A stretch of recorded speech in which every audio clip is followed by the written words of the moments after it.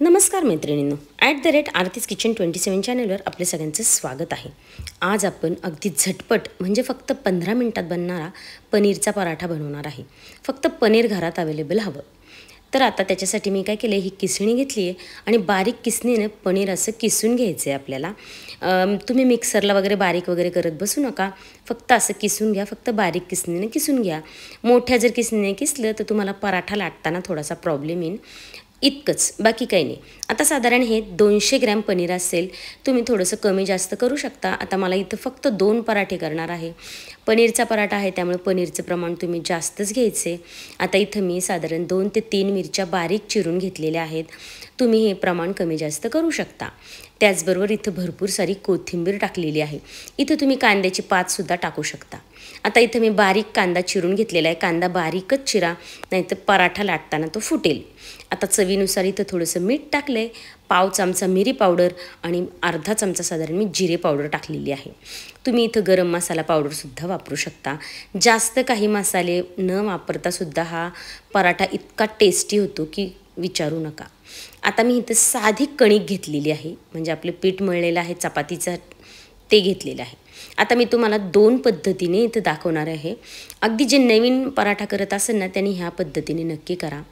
2 साधारण सेम आकाराच्या पोळ्या लाटून घ्या, घडीच्या वगैरे काही करायची गरज नाही आहे।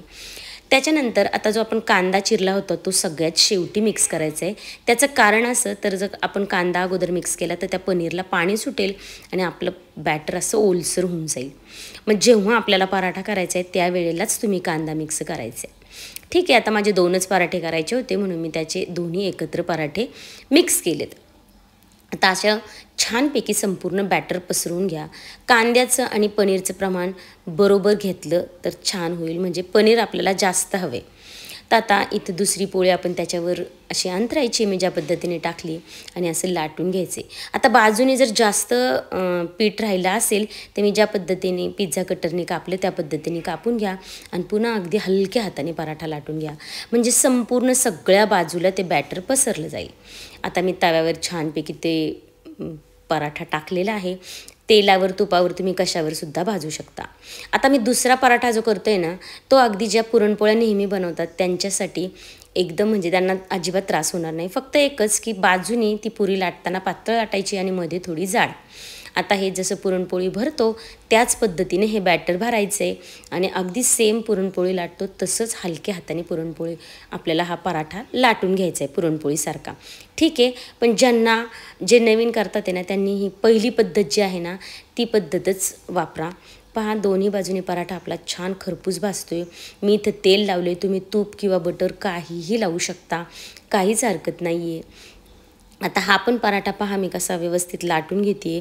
याला थोडंसं प्रेस करत करत वगैरे पनीर किंवा कांदा बाहेर येत असेल तर अशा पद्धतीने त्याला लाटून घ्यावा लागतो। ज्यांना सवय आहे त्यांनी नंबर 2 पद्धतीचा वापर केला तरी चालेल। पहा, आपला पराठा एकदम छान खरपूस असा भाजला गेलेला आहे, रेडी झाला आहे आपला पराठा। आता दुसरा पराठासुद्धा मी आता अशाच प्रकारे भाजून घेणार आहे। खूप छान आणि टेस्टी, फक्त 15 मिनिटात रेसिपी रेडी होऊन जाते, अजिबात वेळ लागत नाही। तुम्ही हा सॉसबरोबर वापरा, द्या, किंवा मेयोनीज कशाबरोबर सुद्धा तुम्ही देऊ शकता, काहीच हरकत नाही आहे। आता इथे मी माझ्या मुलाला लाल चटणीचा खरडा आवडतो म्हणून मी खरड्याबरोबर दिलं होतं। तुम्हाला हवं ते तुम्ही देऊ शकता, काहीही नसलं तरी काहीच हरकत नाही आहे। आणि इथे त्याच्यावर मी त्याला कोल्ड कॉफी सर्व केलेली आहे। कशी वाटली रेसिपी आवडली तर लाईक शेअर सबस्क्राईब नक्की करा। धन्यवाद।